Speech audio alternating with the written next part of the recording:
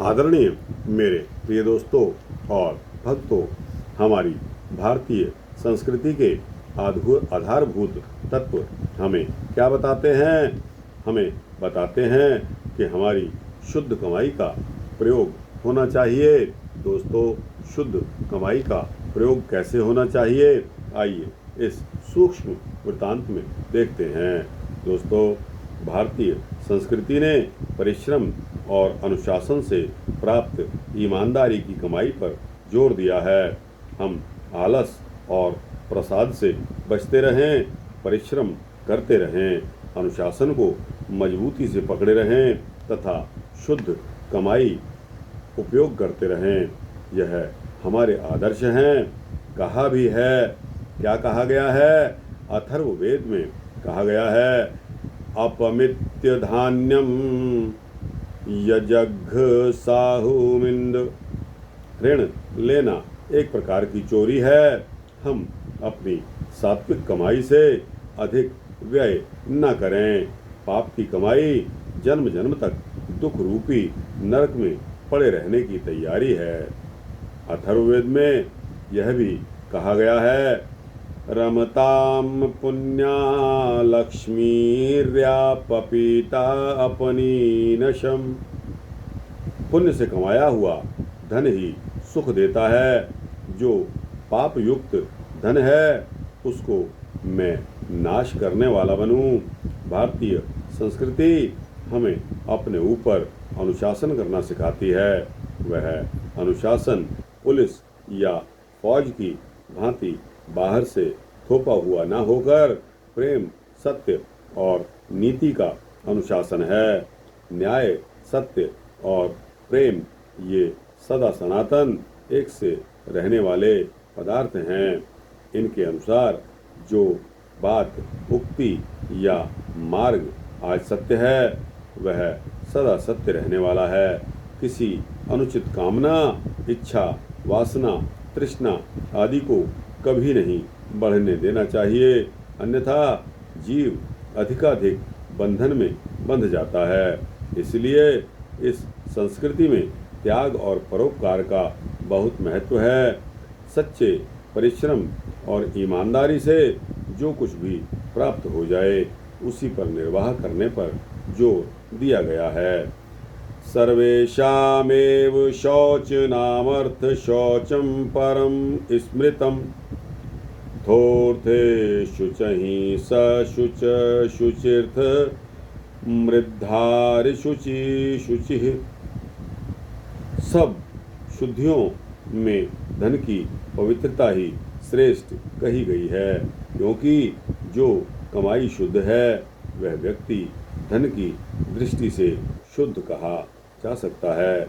मिट्टी या जल की शुद्धि नहीं कही जाती। तात्पर्य यह है कि जो पराया धन नहीं हरता और न्याय से धन उपार्जन करता है वह शुद्ध है, और जो अन्याय से द्रव्य हरता है किंतु मिट्टी लगाकर स्नान करता है वह पवित्र नहीं है। हमारे यहाँ कहा गया है, प्रपतेत पापी लशिच्य, अर्थात पाप की कमाई छोड़ दो, पसीने की कमाई से मनुष्य सुखी बनता है।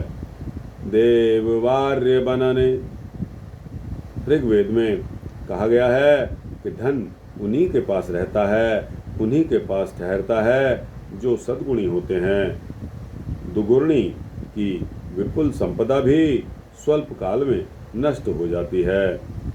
रईम दानाय चोदव, अथर्ववेद में कहा गया है कि दान देने के लिए धन कमाओ, संग्रह करने या विलासिता के लिए धन नहीं है।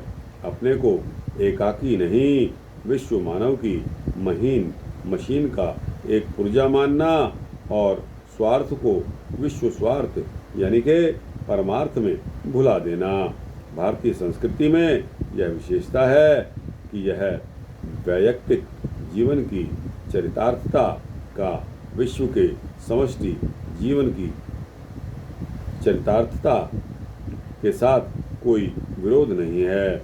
हम यह मानते आए हैं कि सब विश्व में स्वयं हमारा ही प्राण बिखरा पड़ा है।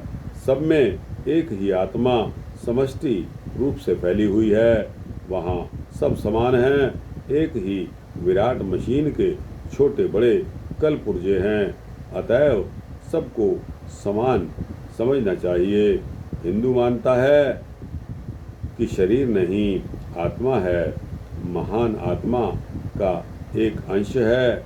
जब हम आत्मवाद में इतना अधिक विश्वास करते हैं तो स्वभावतः भौतिकवाद को केवल उतना ही महत्व देना उचित है जितना वह अनिवार्यतः आवश्यक है। एक ही प्राण सब में, एक ही प्राण सभी में व्याप्त है।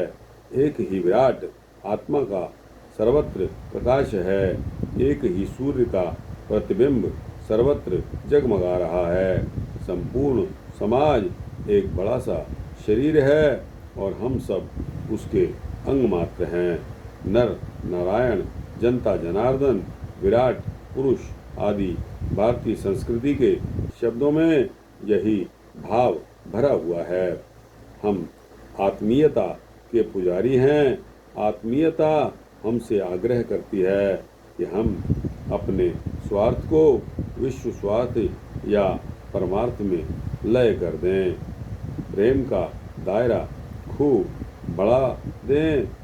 यही भारतीय संस्कृति का संदेश है।